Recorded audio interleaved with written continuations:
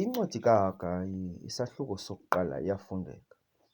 Ngonyaka wesibini kaDariyo ukumka, ngenyanga yesithandathu, ngosuku lokuqala enyangeni leyo, kwafika ilizwi likaYehova kuHagayi umprofethi, kuZerubhabheli unyana kaShelatiyeli ibamba lakwaYuda, nakuYoshuwa unyana kaTsadoki, umbingeleli omkhulu, lisithi, "Utsho uYehova wemikhosi ukuthi, aba bantu bathi, akusabi lixesha lokuba kuziwe, akusabi lixesha lokuba yakhiwe indlu kaYehova." Kwafika ilizwi likaYehova ngoHagayi umprofethi, lisithi, "Lixesha na kuni nina lokuba nihlale ezindlwini zenu zalekiwe, ibe le ndlu yam yona ilinxiwa? Kaloku ke utsho uYehova wemikhosi ukuthi, ziqaleni iindlela zenu, nahlwayela kakhulu, ningenisela kancinane, niyadla ningahluthi, nisela ninganeli kukusela, nimbatha ningevi ntsitho, noziqeshisayo uziqeshisela ukuba agalele engxoweni enekroba. Utsho uYehova wemikhosi ukuthi, iindlela zenu zigqaleni. Nyukani niye kule ntaba nize nemithi niyakhe indlu le, ndokholiswa ke yiyo ndizizukise, utsho uYehova.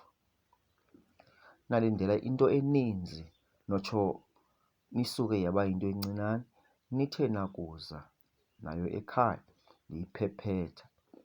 Ngani ke, utsho uYehova wemikhosi, ngenxa yendlu yam yona le ilinxiwa, nibe nina elowo ebalekela endlwini yakhe. Ngenxa yoko, ngenxa yenu izulu liyala nombethe, nomhlaba wala nendyebo yabo.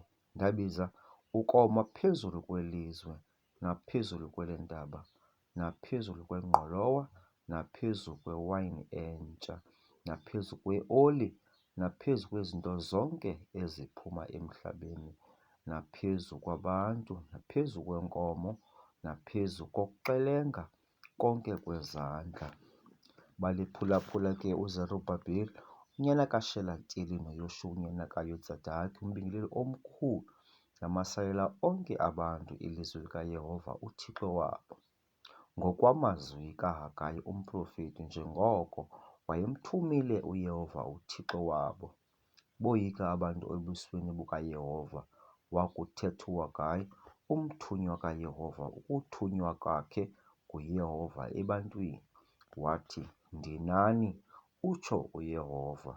UYehova wawuvuselela umoya kaZerubhabheli unyana kaShelatiyeli ibamba lakwaYuda, nomoya kaYoshuwa unyana kaTsadoki, umbingeleli omkhulu, nomoya wamasalela onke abantu, beza ke bawenza umsebenzi endlwini kaYehova wemikhosi, uThixo wabo, ngosuku lwama-24 lenyanga yesithandathu ngonyaka wesibini kakumkani uDariyo.